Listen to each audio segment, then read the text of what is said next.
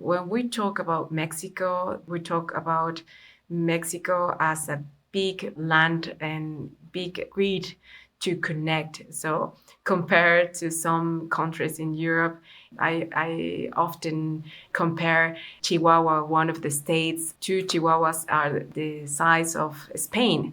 So the challenge of the grid is it is important to have a storage as well. Latin America and Mexico in particular offer a huge potential for renewable energies.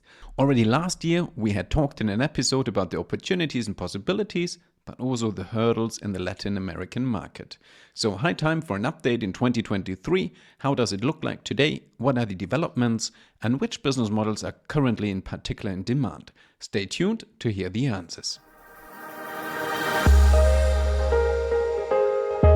Welcome to the Smartery Podcast, a podcast for and with the creators of the new energy world. A world in which energy will be renewable, decentralized and digital, bringing together electricity, heat and mobility. Let us show you how we will get there and who will get us there. I'm more than pleased to have not only one but two experts for this episode. On the one hand, Rosanety Barrios, one of the most recognized energy experts in Mexico. She spent more than 20 years in the energy sector, where she worked as a public official at the Energy Regulatory Commission and the Ministry of Energy between around 2000 and 2018. And on the other hand, Angélica Soto, the CEO of Nexus, Energía, Mexico, a company specialized in wholesale electricity markets as well as specialized electricity market services to renewable energy generator plants. Apart from that, Angélica is also on the board of directors of the Mexican Solar Energy Association and the Mexican Association of Qualified Suppliers. Welcome, Angélica, and welcome, Rosanety. Thank you, Zach. Thank you, Zach. So I already had the pleasure to actually talk to Nelson Delgado a year ago, and he gave me a first introduction to specifically the Mexican renewables market. Now, I think it's a very fast-paced market. A lot of things happen, both on the technical, also on the policy side. So I think it's a good moment to actually catch up what we maybe might have missed out on in the past months. Let's have a first update on the PV market itself. Angélica, what has happened in the last months in terms of the market segments in regards to utilities or DG? We definitely need to talk about what happened on the year on 2022, because it was a challenging one year and for the global energy market, with the first ever energy crisis causing price to skyrocket. We had oil price above 100 per barrel and Henry Hub price of the gas above $9 MMBTU. Despite these favorable conditions for the PV development, with those energy prices, the energy dispatch from the PV generation in Mexico decreased 4.5% compared previous year. However, there was some positive development, and also we increased our capacity installed in 9.5% in utility scale, and also distribution generation, almost 30%. We increased the capacity installed. But so the problem here, and we have some challenges during the 2022, because we have on hold almost 1,000 megawatts of capacity, of solar capacity installed and already operating, or already under construction, but is not operating, as has been on hold for testing period, and is not delivering this energy to the system, to the energy system. So those costs, those decrease that I mentioned. But during this first quarter of this year, we have seen some of the power plants connected. We hope at the end of this year, 2023, we can see all of these power plants not just connected, also achieve the COD to have hedges and on the market. That's a really interesting situation, Angie, because you mentioned that in some areas you had an increase of 30% you have an additional of almost 1 gigawatt sitting there idly, not working, yet you delivered 5% less of solar energy. So that's a huge gap. And purely, as I understood, for technical or policy reasons, not as the situation we have sometimes in Germany, we just have a very rainy year and, it goes up and down. But I guess in Mexico, the sun always shines. It's not an issue you have. So that's really interesting to wrap your head around. So I have a question here, but first, Rosanety, maybe you can fill in the details of how the situation evolved in terms of policy. First of all, it's as Angie already described, in Mexico, we have a decrease in terms of the precipitation of renewables in the power matrix. And I have to say that this represents the way that the Presidente López Obrador believes that the market has to work. And this is the state companies have to be the main suppliers of the energy sector. And CFE, the state company, has a very important dependence on fossil fuels. Our matrix, our power matrix, represents or has more or less 65% of fossil generation. So this talks about the way that this sector has been developing in the last years. The current government has made important adjustments, changes to regulation. We had a law amendment too that is suspended by law, but anyway, it represents the way that this government believes that the renewables make a lot of noise into the electric system. So under these circumstances, what Angie describes is what the market is doing. But at the same time, last year we have a very important shift at least in the official speech. And this is the Sonora Plan.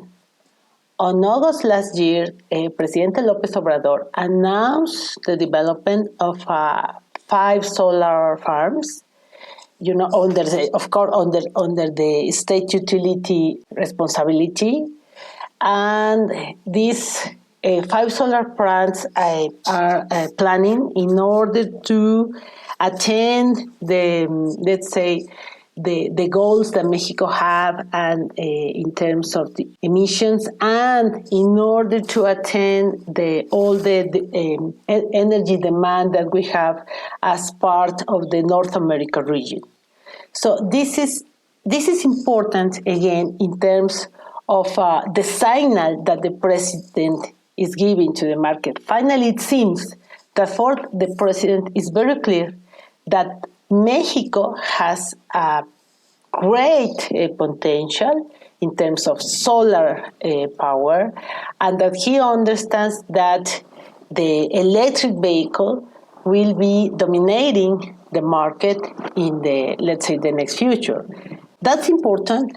That's relevant, even though at this moment, let's say that nothing really has happened, okay? There's no additional capacity built by the CFE. But anyway, at least for me, it represents some kind of political signal that the president, is putting on the table. Maybe not for his government. Maybe in his government we won't see any change.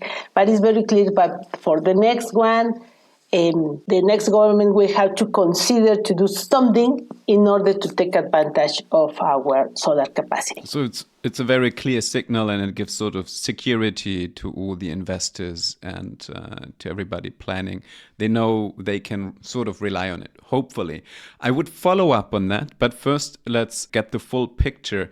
One thing I just want to squeeze in there as a question, Angie, that you said that, that almost 1 gigawatt, and that's almost the size of an average nuclear power plant, is sitting around for a couple of months without working.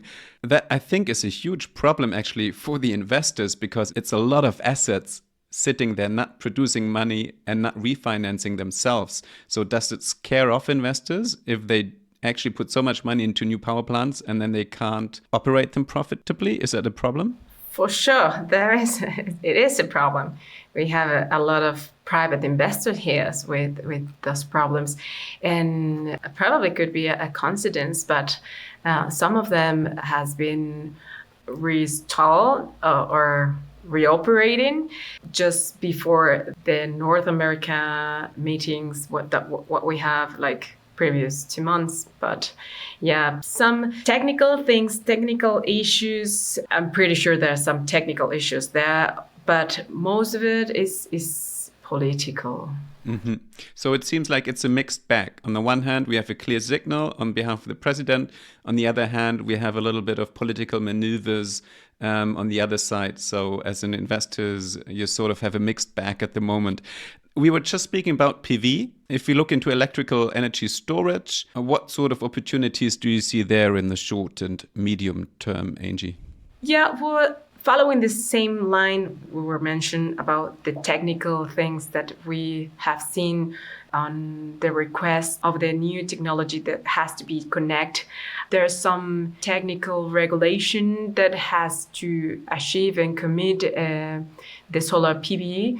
So this is something important to ensuring the stability and the resilience of the national electric system. That is very important to add the storage of the solar PV power plant, not also, especially in utility scale, to assure the stability of the grid.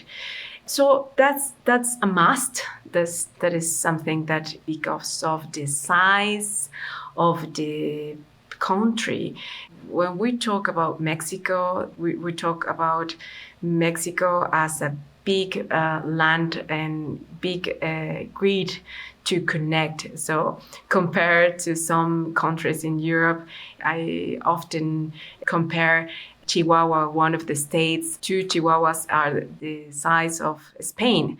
So the challenge of the grid is it is important to have a storage as well.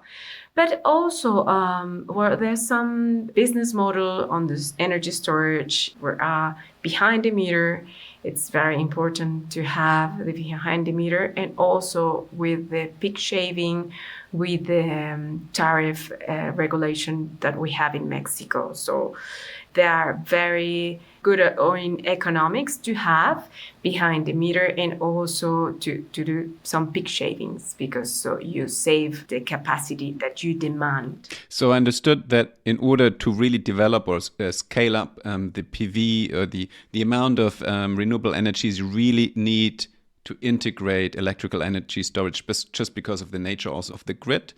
And you mentioned already how business models are working out. To what extent do you see innovation happening or playing a role? Well, there's a lot of innovation. The technology is already there, but the framework to have the mechanism to generate economics incentives is necessary in order to socialize the cost, ensure economics competition. But that framework is not ready yet. Has to the ancillary service to provide the incentives to the generators to participate, and not also to be approved and technical to dispatch. No, I mean we have in Spain, Nexus Energy, we have dispatch instruction with the TCO participate on the ancillary service, dispatching like 200 megawatts of solar capacity in signs on directing to produce or decrease or increase the production depends on the price as well. So that market in Mexico hasn't been developing yet. So basically that brings the ball right back to Rosanety's field. You mentioned earlier, Rosanety, that we will have a shift from the current president to the next government. And Angie just said that basically the technology is there and it's more a question of the framework. So what has to happen before the next presidential elections, that we have a more advantageous policy framework for renewable energy sources and solar energy in particular, and that really the handover between the current and the next government will work smoothly and the trend will continue?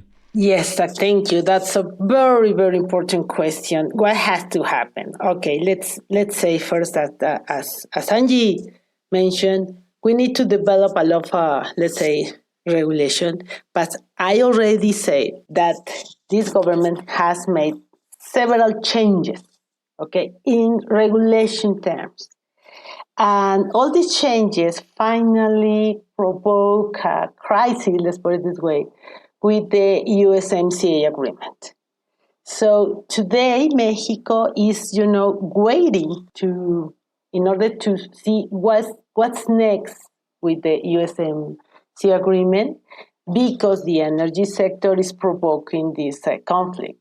So I believe that one of the main signals, what has to happen before, what could provide a legal certainty to investors, I believe that the most important thing is to understand what's next with this conflict. We need to know if we want to have the panel or not.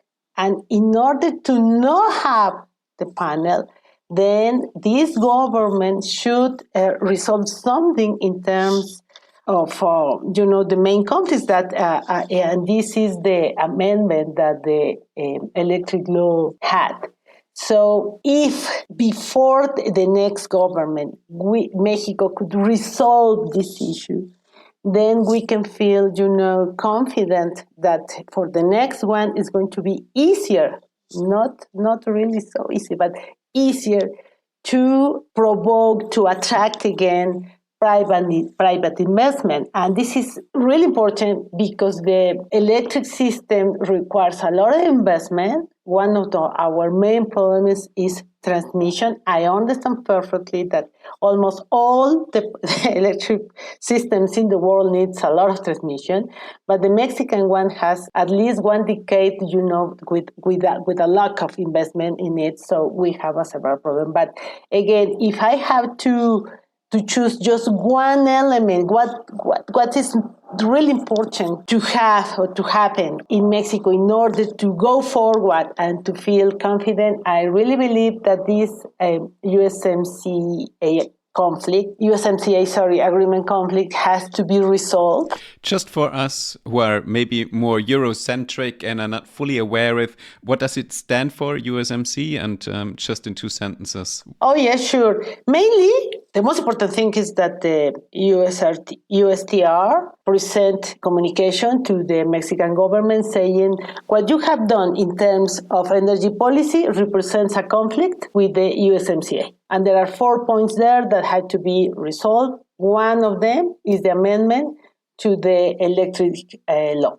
That's important because the government already changed the law, and when the U.S. government is saying you have to, eliminate that amendment, so that's important. So at this moment, we are just waiting to know what's next. Are we going to a panel in order to that this panel resolve if Mexico is provoking a conflict with the USMCA or not? Okay. And just for those of listening who are not familiar with the abbreviation, it stands for the United States-Mexico-Canada Agreement and is the successor of NAFTA, which probably most of the people already heard.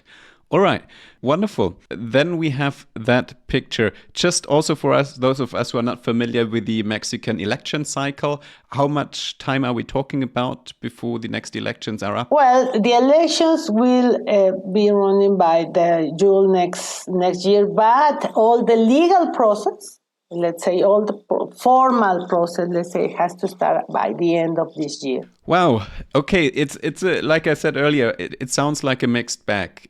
We see a lot of investments happening, a little bit of insecurity. And so, as you mentioned, Rosanety, there needs to be a lot of catching up happen. You mentioned almost a decade where Mexico was lagging behind.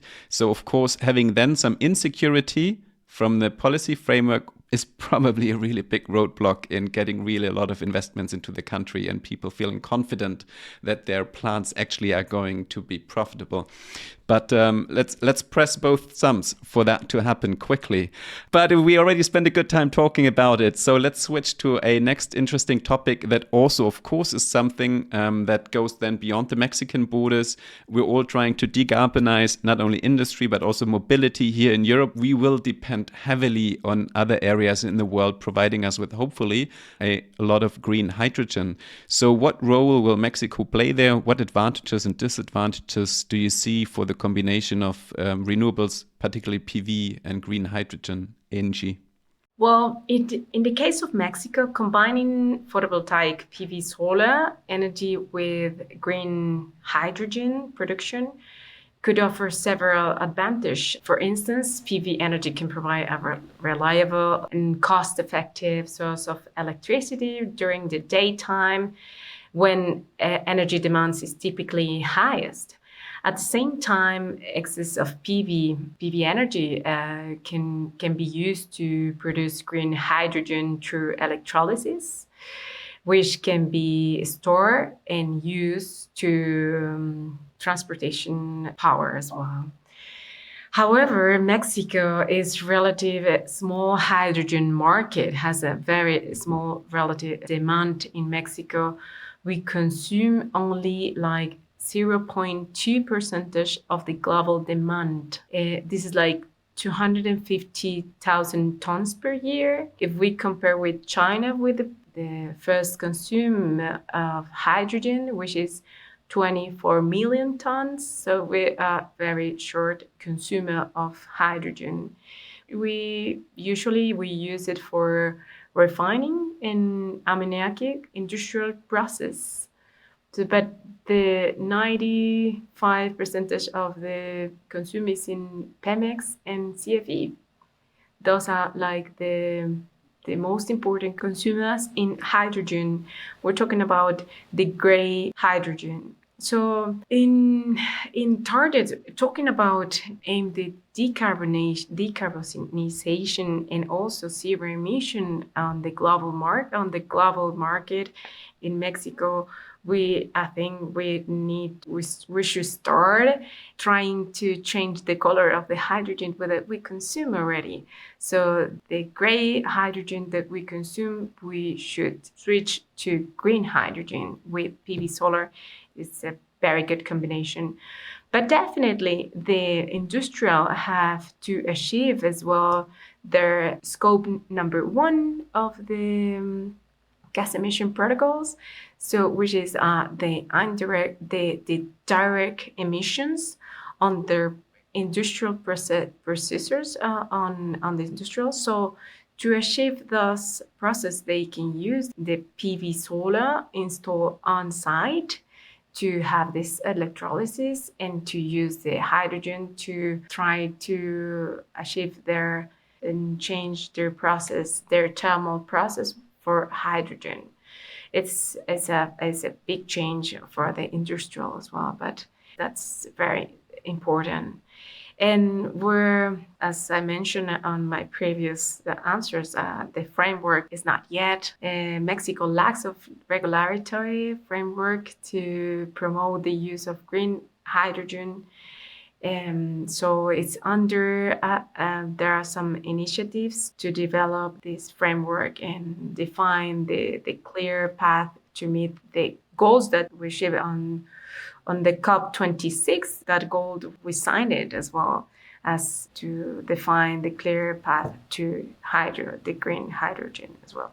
Now, as I understood, you mainly talked about the domestic significance of green hydrogen. How would you see Mexico faring then in regards to exporting green hydrogen and combining PV and hydrogen there? I don't see it as exporting the hydrogen. I see more on the manufacturing, sales, productions. Mexico has a lot of potential on the manufacturing side and the electrical vehicles and the electrical and the automotive parts. So all of the cells conversion, the new technology of assuming hydrogen, Mexico could participate on the manufacturing. Exporting a hydrogen, I don't see it because you need the renewable. You need enough renewable to have the green hydrogen. So we're far of it. And there we come back to what you mentioned earlier, is that with 65% of fossil fuels in your domestic mix, you need to go a long way in order to have enough renewable capacity to use it for the production of hydrogen to then export it. Okay, I understand. But very interesting, though. That's a topic that I did not have on my radar, but which of course makes sense, that Mexico plays a role in producing fuel cells for the automotive industry. So that's quite interesting. Wow, we already talked a long time, and I think there's a lot of more topics to be covered. But I think since we already talked a year ago to Nelson Delgado, now we had the pleasure, I just assume that we will cover a lot of these topics again in a couple of months, either with you or with some of your colleagues, maybe also of ASOLMEX. So I want to close with a topic that we usually do not discuss here, but we all too often we focus sustainability just on decarbonization and just on green tech, but sustainability of course has a huge social aspect. So if we focus in on that and we look at the Mexican market, how would it need to innovate in terms of social and gender aspects? Thank you, Zach. That's a very important question for me. This is something that really concerns me because usually, as you already said, everybody thinks that the people need power at their homes in order to resolve a lot of needs. But if you try to resolve what is called energy poverty without the gender perspective, then you're going to miss something very important. Everybody knows that women and girls are the ones that have to stay at home and cook. If you don't have a stove, you have to cook with wood or coal. There is a lot of consequence on your health. But at the same time, and this is something that maybe is not well understood, at the same time, these women and girls are suffering. They have an impact on their emotions because, at least in the rural regions, what is very common is that women are not the owners of not only the land, but anything. They don't make the decisions, the final decisions. We have to do something in order to resolve anything. So this affects the emotions of the women and girls that live there, and they see that they have to take care of the family, they have to take care of the house, but they don't have the possibility to provoke a change. So I believe that first of all, Mexico has to measure energy poverty, and in order to resolve this very complex problem, again, you have to establish different solutions, but with gender perspective. For example, I really believe that Mexico could try to develop energy communities, but with a differentiation, social energy communities. This means that you need a lot of investment, that the state has to invest there to provide capacitation to the families, but again, with gender perspective. So the state will have to do something in order to attract investments and have the funds that the state needs in order to resolve this problem. And again, I'm talking about the rural regions. There are energy poverty in the cities too, and the solution is a little bit different. But at the end, the state will need the financial resources in order to resolve, of course, a long-term planning, again, that starts by measuring and then applying different solutions. But let me tell you something else, Zach, please. Gender gap is a problem that requires to work at the whole levels. And in Mexico, a group of females we already developed a new association that is called Voz Experta. Voz Experta is a female community with more than 150 expert women. And our main goal is to make visible women expertise. So sorority is our main value, and we support each other. We try to provide capacitation to all of us. We provide mentoring too, and because we understand the importance of the sorority in women. So Angie and I are part of this Voz Experta group, and I believe that this could be seen as a best practice for the energy sector, not only in Mexico but in Latin America countries. Thank you. Wow. That's really interesting because it, I think, really perfectly sums up the huge challenge we have ahead. Sustainability really is an issue that you cannot single down on one specific area. You cannot just say we focus on decarbonization or bringing down the CO2 levels, because it's combined with the social aspect, with the people affected. Specifically, the most people affected usually are also female all around the world in the most affected areas. You need to get them on board. You need to also sort of have them participate and give them agency, and also have them have a stake in it for them to really accept certain measures, to come on board, maybe have micro investments themselves to really own the new grids. At the same time, this speaks for how the whole grid system is changing to a more decentralized perspective with many more people involved and having stakes in it. So it's really a multifaceted change on so many levels. So I can assume it's important and at the same time very challenging. Would you like to add your perspective, what Rosanety just described? Sure, Sachs. Yeah, the transition is not just the energy transition. We have seen we're living a social transition, and we're facing new generation. We are facing new boards with different perspective, and it's rich because the female perspective gives us the diversity of what we're respecting, not only on energy. So we always compare with energy transition because we're dealing with changes. We're with a framework, and we're ashamed that we were definitely with the oil and all the oil sector and the gas sector comes with male participating.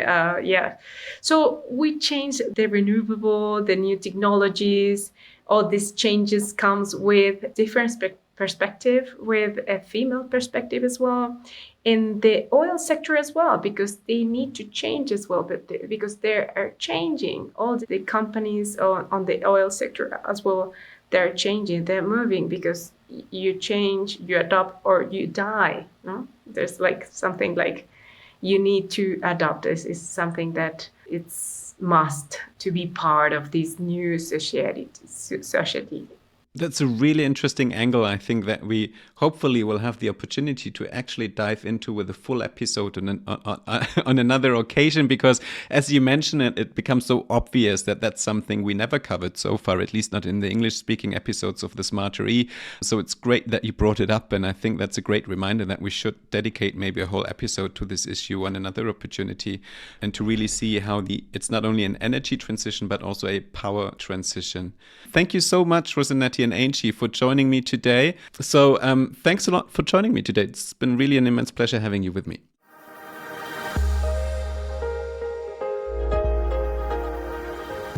Detailed information on the latest developments in the PV and solar thermal market can be found at Intersolar Mexico from September 5th to 7th in Mexico City.